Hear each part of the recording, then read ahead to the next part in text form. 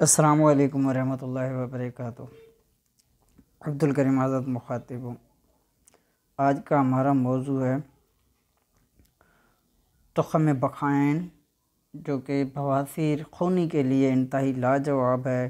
चंद खुराकें इसकी बवासीर खूनी के लिए नाफ़े और मुफीद साबित होती हैं। इसके अलावा जो भैंस, बकरियाँ, गाय, इस तरह के जानवर जो हैं, घर के पालतू जानवर जो हैं, वो उनकी रहम जो टल जाती है, यानी कि रहम बाहर निकल आना या रहम का टल जाना, इसके लिए भी इंतहाई मुफीद है।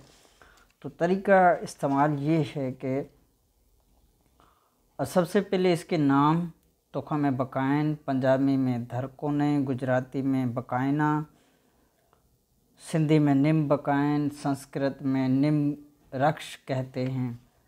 तो ये इसके मशहूर नाम है। आम तौर पे धरकोने और बक़ाइन इसका मशहूर नाम है।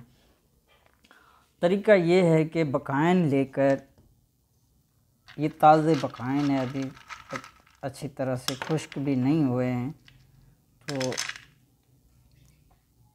बक़ाइन लेकर इसको, ये जैसे ये टहनियाँ हैं, ये नहीं होनी चाहिए, सिर्फ तुख़्म होने चाहिए।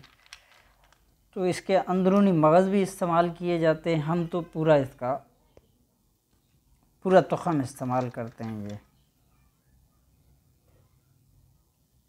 तरीका ये है कि देसी घी लेकर या ज़ैतून का तेल लेकर उसमें से इसको बिरयाँ करना है। बिरयाँ इस तरह करना है जैसे कि प्याज भुना जाता है, इस तरह ये जब लाल हो जाएं तो उस वक्त इसको निकाल कर किसी कागज़ साफ़ में लपेट दें ताकि इसमें लगा हुआ घी या तेल वगैरह निकल जाए।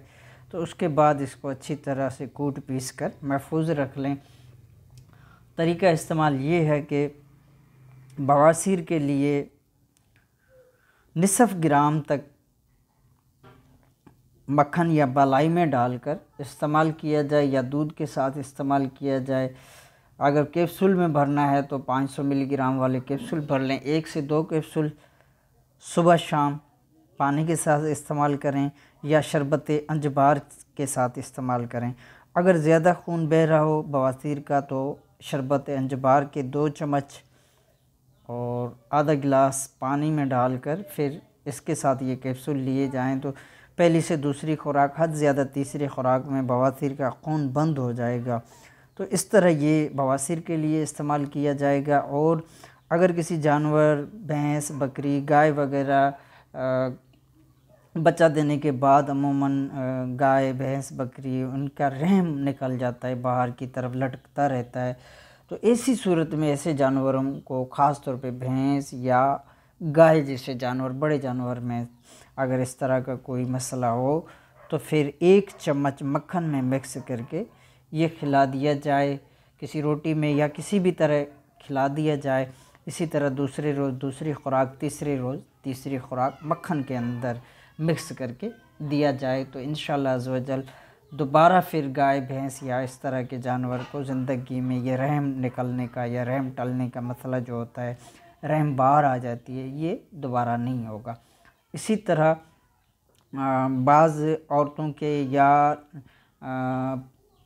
कांच निकलना या रहम का टल जाना, रहम निकलना, इसके लिए भी मुफीद है। तो उम्र के हिसाब से वज़न कम ज़्यादा भी किया जा सकता है। ज़्यादा हद से ज़्यादा वज़न भी ना इस्तेमाल किया जाए।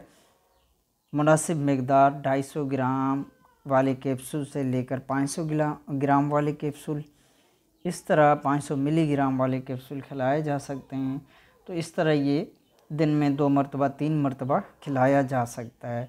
और जानवरों के हवाले से बड़े जानवरों को 1 चम्मच मक्खन में इस्तेमाल कराया जाएगा और छोटे जानवर जैसे भेड़, बकरी या इस तरह के जो छोटे जानवर हैं उनके लिए छोटे चम्मच, यानी कि दरमियाने साइज़ का जो चम्मच होता है, वो मक्खन या मलाई में मिक्स करके दिया जाएगा। इस तरह इस्तेमाल कराने से खूनी बवासीर के लिए भी मुफीद है और जानवरों में या इंसानों में रहम के जो मसाइल होते हैं, रहम का टल जाना, इसके लिए भी इंतहाई मुफीद है। आपकी दुआओं का तालिब, अब्दुल करीम आज़ाद।